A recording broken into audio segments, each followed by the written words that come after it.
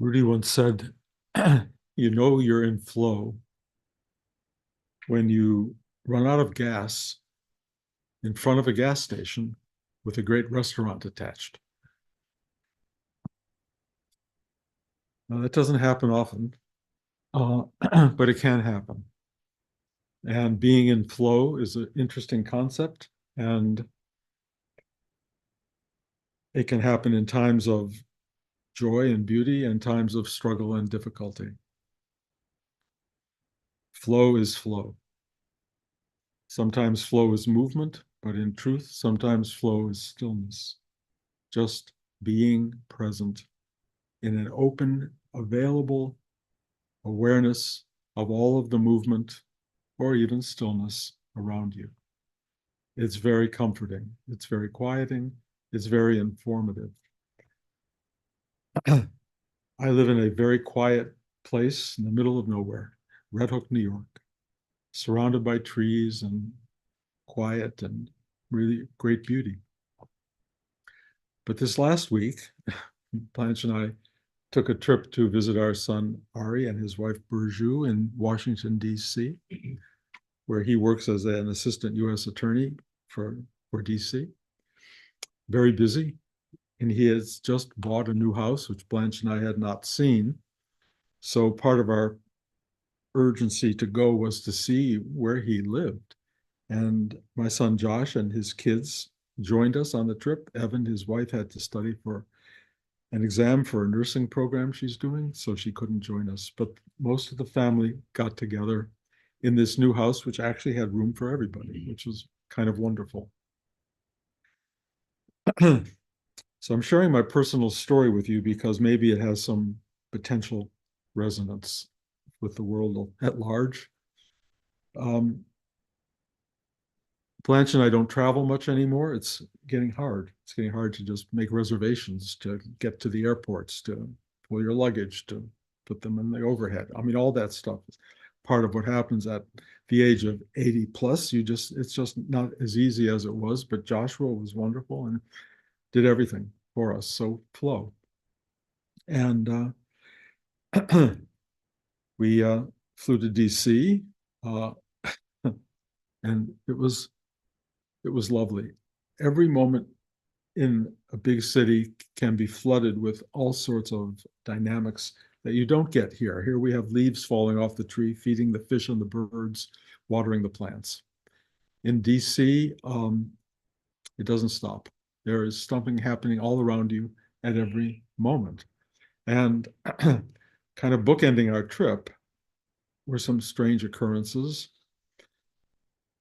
One of them being we entered Ari's new house, and it was absolutely welcoming and beautiful and everything you hope your kids could get in a lifetime, and made Blanche and I feel very joyous about fulfillment, which is a great word in the worldly experience and even spiritual fulfillment. You know, just a sense of wholeness, of things are right. But within 10 minutes of being there, a woman, a very large woman, ran naked from her house screaming right out the window, a very big window, and just kept running around screaming hysterically. And I had never seen that before. And she was clearly in need of some kind of help. And my son Ari, being the person he is, immediately got on the phone and called the police. And because he knows the police as a prosecutor in DC, and he knew they would be helpful, not problematic. And they came in multitudes. And suddenly there were red lights flashing everywhere, and they are helping. And in the end, did help. There was a house that was turned out that was full of children and husband and boyfriend. I mean, it was a really complicated world that we started to understand. And I don't see that every day. I don't even, my neighbors are, I don't even see my neighbors are just, they're half a mile away. So there we were in the drama of city life, which in its own way continued through the entire journey. On the way to the airport going home, stopped at a stoplight. Another woman was walking across the street pushing a basket and had probably a heart attack, fell on the ground. Ari, who had just had a broken femur bone and is still on crutches, jumped out of his car to help her get to the sidewalk. And then all sorts of people gathered around to be of help. And I saw what community could mean. Ari risked his own healing process by jumping out of the car in that way. But it was like, welcome to life. Welcome to big city life. Welcome to the world of the unexpected and potential upheaval, which goes on around us, not here in Red Hook, New York. I mean, not in that drama, not in that way. Blanche and I have our own drama and our own upheaval. I could talk about that, but the world that we live in, all of us that we live in, is unpredictable, unknown, and in some ways dramatically changing, transformational all the time, all the time. And as we start to get closer and closer to the end of this month and the beginning of next month and the outcome of a big election, we're all starting to feel something. Probably some of you may not, but I am definitely feeling the potential for disruption in the world and our lives. And that the bookends of our trip to Washington, D.C. kind of gave me a sense of what chaos can look like. And of course, I don't like it. But in the middle of that chaos that was happening, we had family. We had dinners together. We had comfort. We had the joy of being a communal group that loved each other, and that meant everything. And family and being with those you love is really important. But can that get disrupted and disrupted? Of course. Of course. It can always be disrupted, and all of us in our lives are going to face unending change in our day-to-day existence. How do we handle that? Well, Rudi would say, be strong. But be strong in Rudi's terms, to have strength was not to be muscular holding. Being strong was something else, and it was really important. It was letting go. It was being open and available to the transformational experiences that are occurring all around us. Trying to be defended, trying to be secure, trying to hold on to what is going to cause you grief, because holding on to something that is melting and changing and dripping away from you as a reality is not going to make you happy. You have to let things flow. You have to let them go. And if you are in a state of flow, you will be next to a gas station where they will have gas in a restaurant ready to feed you. You will have that in your own private way up until the moment that you don't. But what is that moment when you don't? When you don't have flow, when you don't have life sort of comforting you? What is that?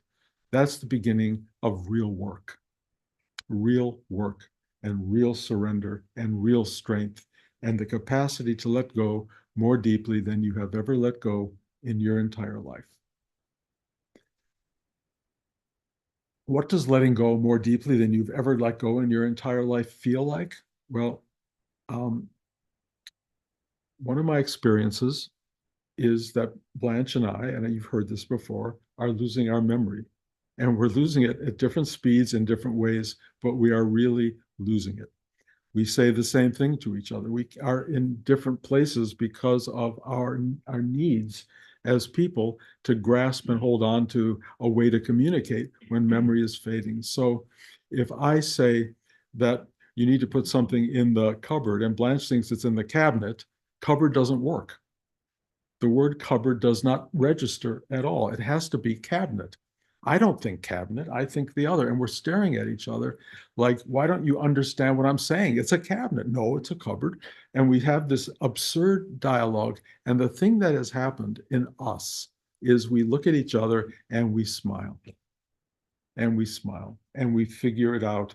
And there has been a blossoming of a new kind of dialogue that is not cognitive in the traditional sense where you understand what the person is saying, you know what they're saying.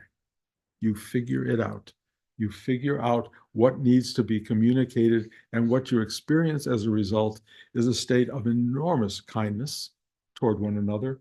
And then this experience that goes deeper than that, which is really just love. I have found in this turbulent time that we live in that the kindness of every moment and the love of every moment is the salvation of our existence. And it's not just here and now. I was telling you that I was reading Viktor Frankl's book about survival in the concentration camps. He said exactly the same thing. Love, kindness, moments of kindness transformed the worst of the worst into bearable and endurable. It is the core. It is the core teaching in our lives. That's all I can tell you. And our lives are about to be possibly upended in ways that are bigger than we know. And how do you deal with that? Well, one of the things we did in DC was we went to the National Gallery for an exhibit of the year 1874. 1874 was a powerful transformational moment in French history.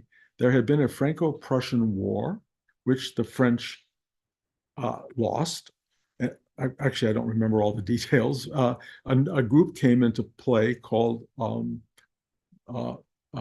okay, the name will come at some point. This is where the Commune is what they were called.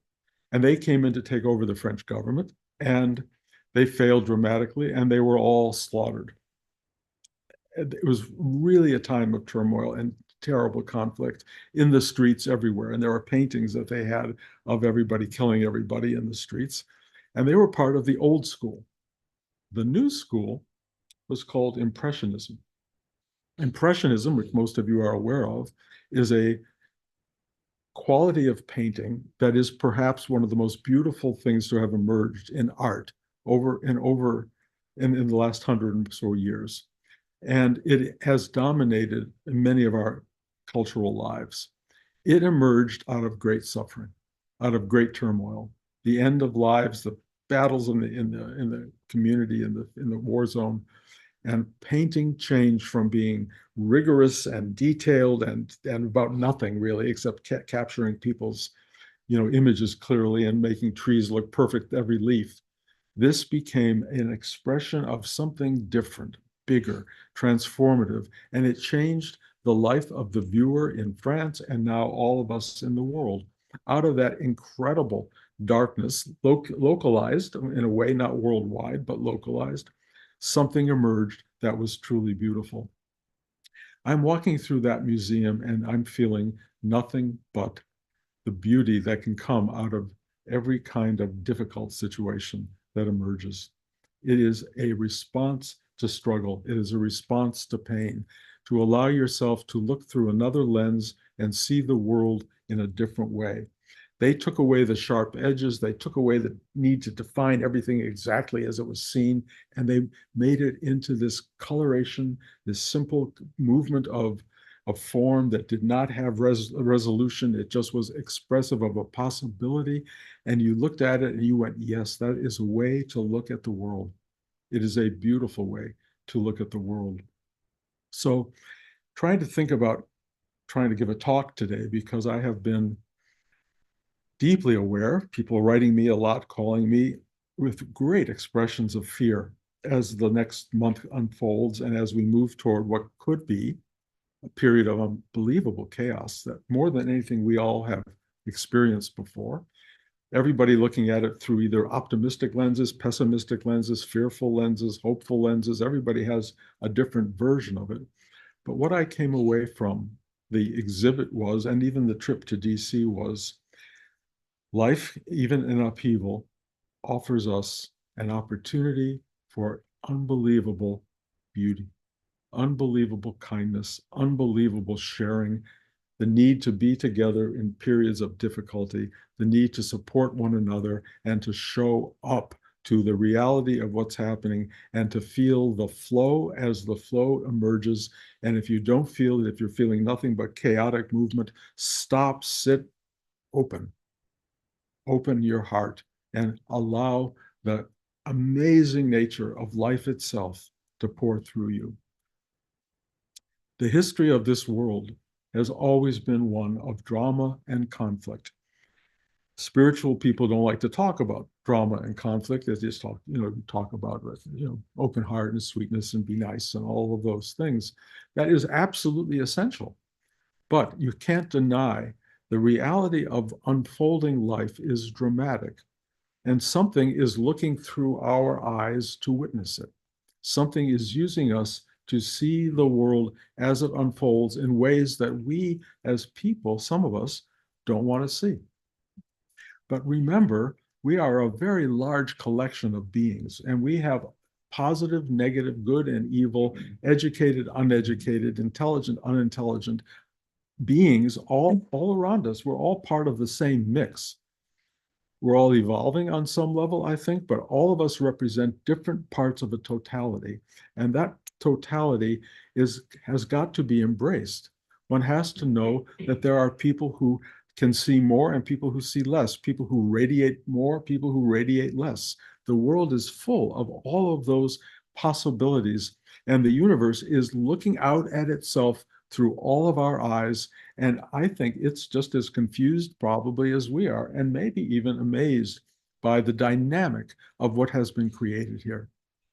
The human species is so powerful. And those of us who are storytellers, those of us who create narratives, many of us do, even though we don't always write them down or make movies about them, but those who do make movies and do write novels, you understand that the core of writing a novel is conflict.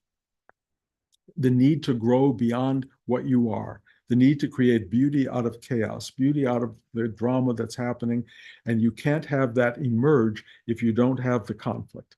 Sometimes that conflict is just between two people or four people, or sometimes it's societally. Sometimes huge conflict emerges. The opportunity in those moments is for you to find this kind of transformative ability to open to and witness the world through a new spectrum, a new vision that you've never seen before. That is something we are all going to be doing in about 30 days. That's a weird thing. It may turn out, in the best of senses, in the best of worlds, that everything will be fine. Everything will be fine. And everything I'm saying here would be a waste of, a talk, and we'll erase it from the YouTube channel. But if that's not the case,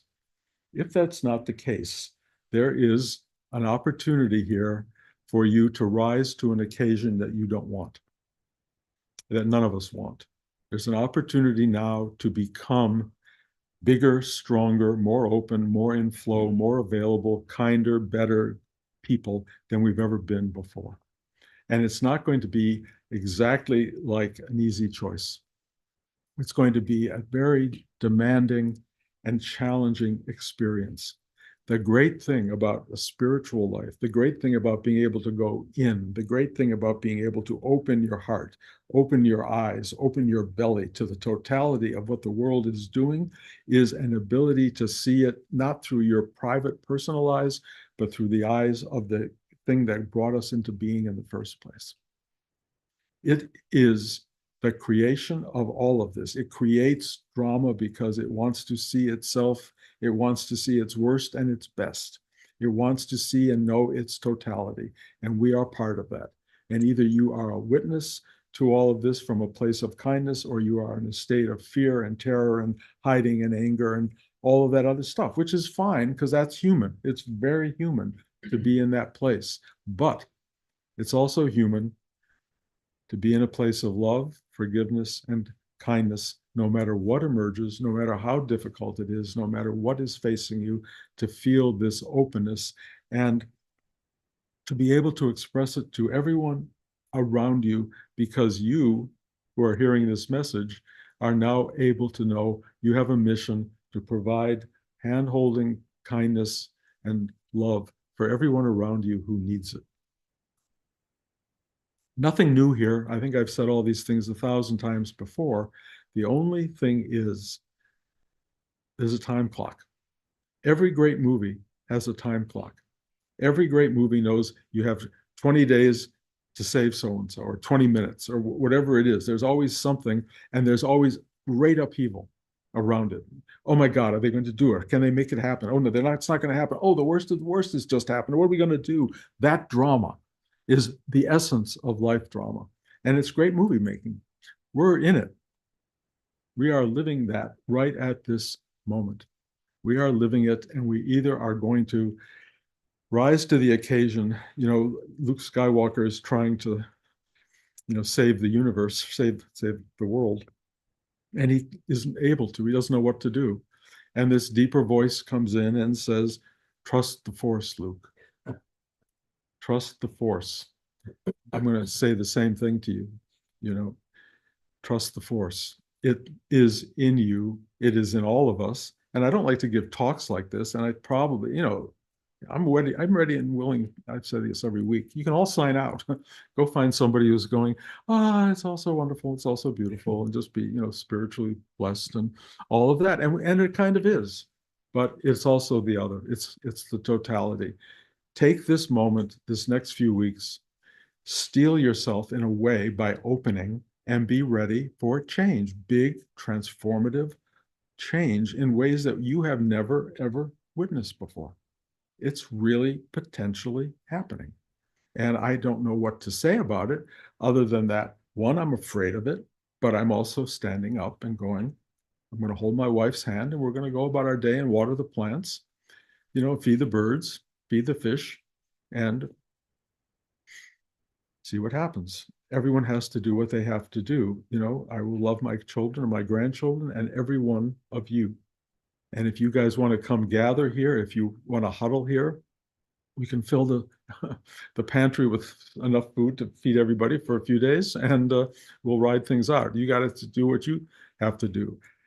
I'm a dramatist, okay? That's what I'm throwing out at you. So if this doesn't work for you, I really deeply apologize, but I also, if you could see the emails I'm getting, and I'm not going to bore you with them, but actually they're not boring, they're rather dramatic.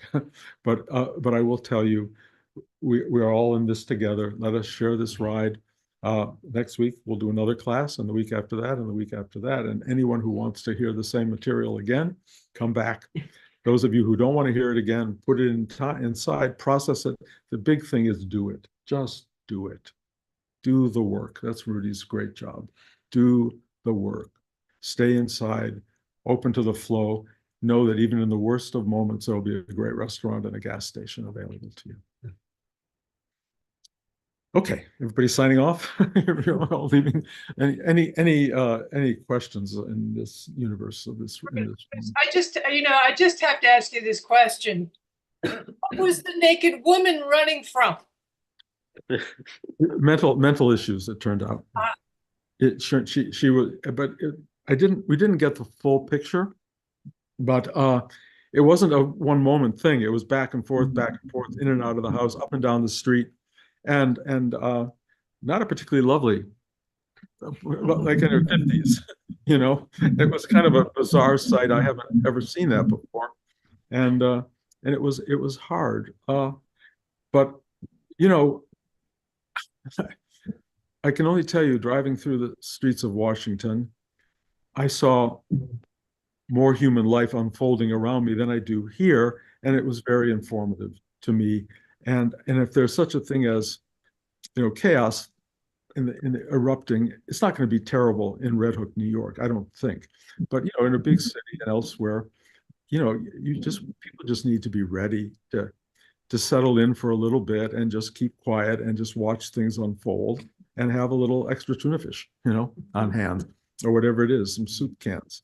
But I know this is, I don't know how Rudi would have, he may have said the same thing. I don't know if Rudi would have said exactly the same thing, but I do know, be practical. Rudi said, if you have a headache, take an aspirin. I always liked that. He didn't say, sit down and meditate for 4 hours. Take an aspirin. If the world looks like it might get disruptive in a big way, prepare. Do what you have to do and be ready. And if that nothing else, be ready inside, because you're going to lose sleep possibly, and you don't want to. And if you do lose sleep, find ways to take naps and breathe deeply and open and do the work so you can open to the dramas that might unfold. And if they don't unfold, we'll put all this behind us and move on to the era of, onward, upward and onward, which would be great. Anybody else? Okay, that's what I thought. Okay, I love you all. Thank you all. Thank you all for showing up. If I ever see you again, we will continue. And if not, stay well and just lots of love.